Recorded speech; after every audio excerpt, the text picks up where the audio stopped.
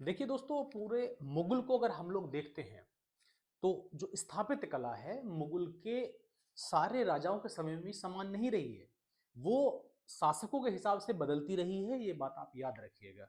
चूंकि बदलती हुई जो परीक्षाएं हैं, उनका जो परिवेश है वो बहुत गहरा हो चला है, बहुत ज्यादा चीजें अंदर से पूछी जाने लगी हैं। तो आपको पता होगा जैसे कि अकबर के समय में लाल पत्थर का इस्तेमाल हो रहा है, लेकिन बाद में आप देखेंगे कि शाहजहां के समय में सफेद पत्थर संगमरमर का उपयोग बहुत ज्यादा हुआ है इमारतों में। उसी में एक चीज आपको देखने के लिए मिलेगी कि विशेष शैली मुगल काल के अंदर पूछी जाती है। इसको आप बहुत ठीक से समझ लीजिए, जिसका नाम है पितृदूरा शैली। कौन सी भाई? पितृदूरा शैली। और ये आप मानिए कि अगर मुगल स्थापत्य कला से कोई क्वेश्चन पूछने का मन है एग्जामिनर का, तो लगभग लगभग 90% वो यहीं से पूछता है। पितृदूरा को जरूर रखता है, चाहे कंपैरिजन में रख ले, चाहे उसके स्थान में रख ले, या उससे संबंधित चीजें वो पूछ लेता है। तो आज हम लोग इसको इतना बेहतर समझ लेंगे कि हो सकता है आपको फिर इससे क्वेश्चन गलत होगा ही नहीं। ठीक, ये है क्या भाई? जो पितृदूरा शैली है ये भारत में पिंचकारी के नाम से भी जानी गई है, परचिनकारी के नाम से। ठीक है, किसके नाम से? परचिनकारी। मैं आपको दिखा दे रहा हूं, ये उसकी इमेज है। होता क्या है कि ये एक सपाट कोई पत्थर का टुकड़ा है, और उस पत्थर के टुकड़े में खांचे बना बनाकर, जगह बना बना करके अन्य पत्थर के टुकड़ों को सेट किया जाता है, और उनको इस तरीके से पॉलिश की मदद से या फिर घिस करके समान बना दिया जाता है कि उस सतह को आप ये नहीं बता सकते कि ये एक ही पत्थर का टुकड़ा नहीं है। ठीक है, यही इसकी क्या है, खूबी है कि ये क्या करते हैं, बिल्कुल उसको प्लेन कर देते हैं। कई सारी प्रक्रियाएं इसकी होती हैं। ठीक है, ऐसे ही जो आपका पितृदूरा शैली है, या फिर जिसको पितृ जड़ेऊ शैली भी भारत में बोलते हैं, वो तैयार की जाती है। आप इसको भारत में कई सारी मुख्य इमारतों में इसको देखेंगे। तो इसको थोड़ा जान लेते हैं कि ये है क्या सही मायने में। देखिए, पितृदूरा शैली, जिसे भारत में परचिनकारी के नाम से जाना जाता है, स्थापत्य कला की यह अत्यंत विशिष्ट और सुंदर जड़ाऊ तकनीक है। जड़ाऊ को मतलब समझते हैं ना, किसी चीज को जड़ना। इस कला में सफेद संगमरमर या अन्य कठोर पत्थरों की सतह पर खांचे बनाकर उनमें रंगीन व कीमती और अर्ध कीमती पत्थरों को क्या होता है, उसमें लगा दिया जाता है। और उनसे क्या होता है, आप कोई भी चित्रकारी कर सकते हैं। याद रखिएगा, जितनी ताजमहल के अंदर या फिर एतमाउद्दौला का जो मकबरा है, उसके अंदर जो चित्रकारी हुई है, इवन कहीं कहीं आपको दिखेगा कि इनकी कब्रों के ऊपर आयतें लिखी हुई हैं। ठीक है, आयतों को बनाया गया है, कुरान की आयतों को छापा गया है, तो वो इसी पद्धति द्वारा छापा गया है। और वहां क्या है, एक प्लेन शेप का पत्थर होता है, और उस प्लेन शेप की पत्थर के ऊपर क्या करते हैं, खांचे बना करके अन्य पत्थरों को सेट किया जाता है, फिर उसको पॉलिश और चिकना बना दिया जाता है ताकि वो एक ही सतह जैसा लगे। ठीक है, अब इसकी जो मुख्य विशेषता है, इसके उपयोग के जो पत्थर है उनको भी हम जान लेते हैं। जैसे कि पितृदूरा की मुख्य विशेष पत्थरों का चयन होता है ताकि वो उसमें चमक पैदा हो सके। जैसे लेपिस लाजुली। लेपिस लाजुली एक पत्थर है, याद रखिएगा। लेपिस लाजुली एक नीले रंग का पत्थर होता है। कैसे रंग का? नीले रंग का पत्थर। और ये लेपिस लाजुली का जो इंपोर्ट इन्होंने किया था मुगलों ने, वो अफगानिस्तान से किया था। कहां से भाई? अफगानिस्तान से।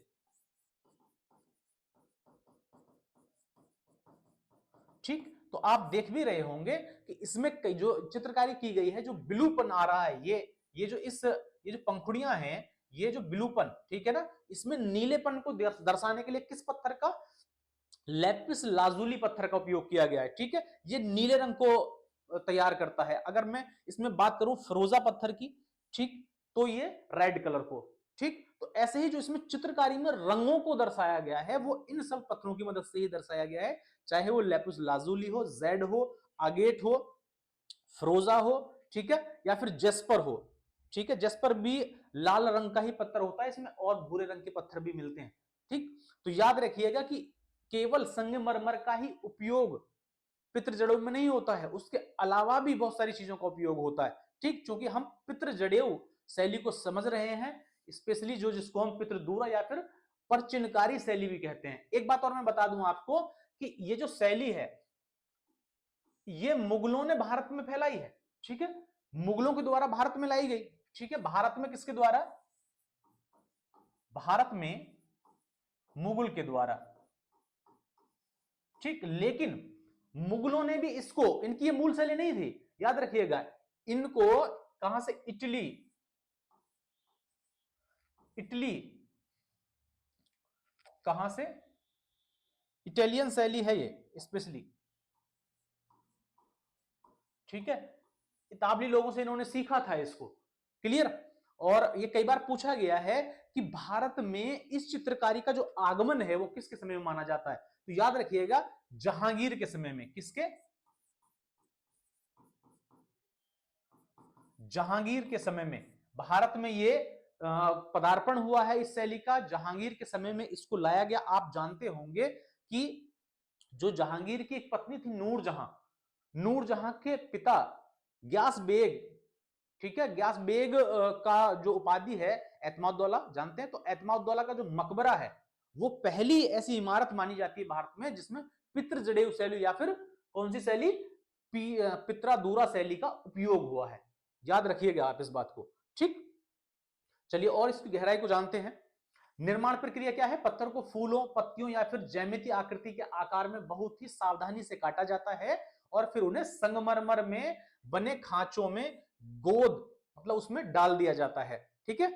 इसके अलावा इसकी जो सतह है वो बिल्कुल सपाट कर दी जाती है पॉलिश की मदद से।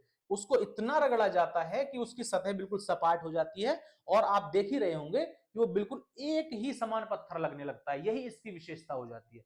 वहां आप चित्रकारी कर सकते हैं, आयतें लिख सकते हैं, मतलब कुछ वहां पे मैसेज छोड़ सकते हैं, ठीक है।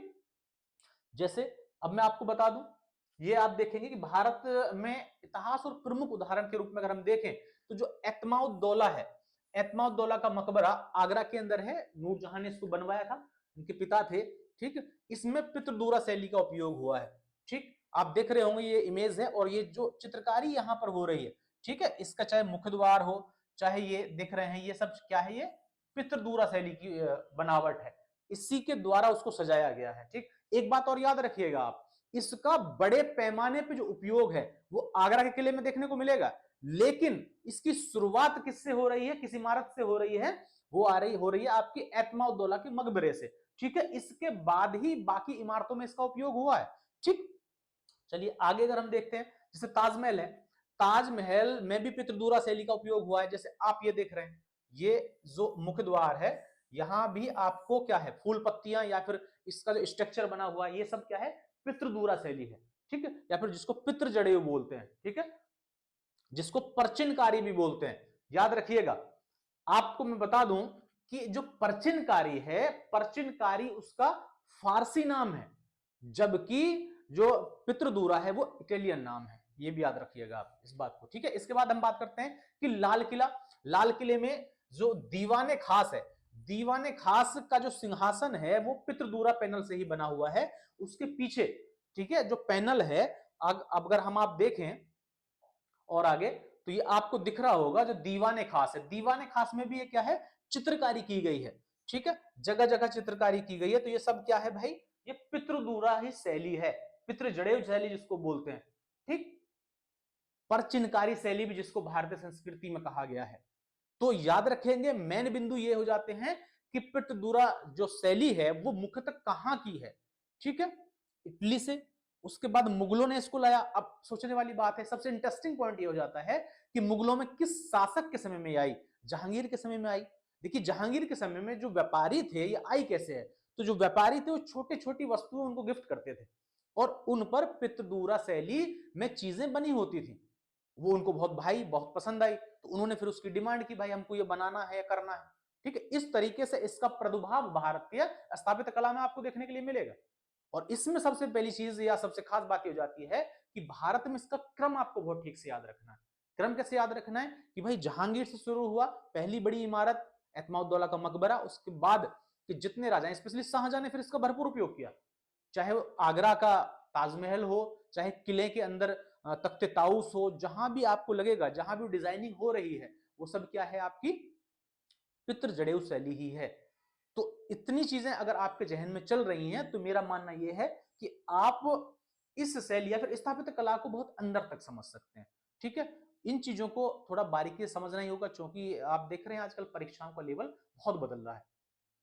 अगर आप क्रमबद्ध तरीके से और गहराई से नहीं पढ़ेंगे तो चीजें छूट जाएंगी, ठीक है। तो जरूर, चाहे वो चित्रकारी को समझने के लिए आप किसी भी 3D इमेज को देख सकते हैं, या फिर उसकी जो बाकी सोर्सेज हो सकते हैं समझने के, वो हर संभव प्रयास करना चाहिए। वैसे मैं लगातार कराता हूँ। इतिहास की क्लास को खाली इतिहास की क्लास मत बनाइए, हिस्ट्री को ज्योग्राफी के साथ भी जोड़िए, या फिर चित्रकारी, हर चीज आपको देख करके चीजें ज्यादा समझ में आती हैं। ठीक है दोस्तों, तो हम लोग लगातार प्रयास कर रहे हैं अपने पार्थ एजुकेशन के प्लेटफॉर्म से कि बेहतर तरीके से आपकी विषय के प्रति समझ विकसित की जाए। ठीक, चलिए, इस तरीके की जानकारी के लिए आप जो है लगातार जुड़े रह सकते हैं।